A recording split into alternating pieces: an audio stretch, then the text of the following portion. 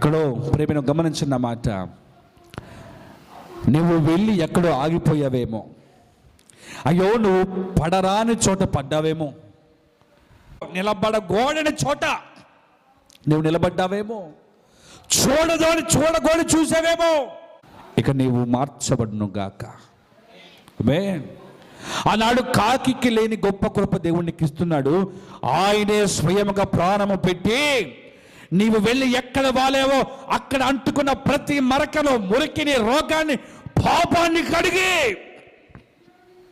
మరలా ఓళ్ళలోకి తీసుకోబోతున్నాడు. అవునా?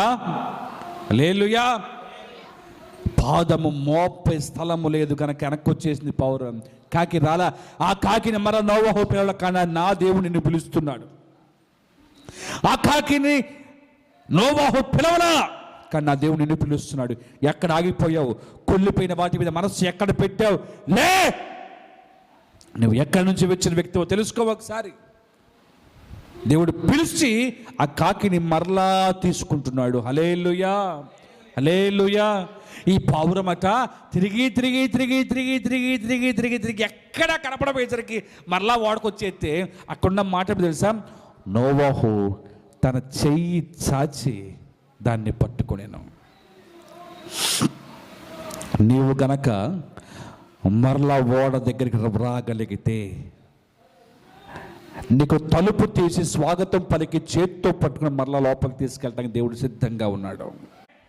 మన ఆత్మీయ జీవితానికి కుళ్ళుగా మార్చుకున్న మన అలవాట్లే నీవు మరలా ఆ పరిస్థితి నుంచి లేచి ఓడ దగ్గర రాగానే నోవాహే చెయ్యి చాచి లోపల రా అనల్లా.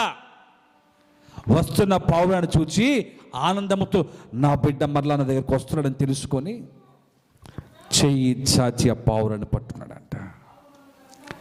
ఈరోజు వాక్యం వింటున్నా నీవు మరలా దేవుని చేతిలోకి రాబోతున్నావు. హల్లెలూయా.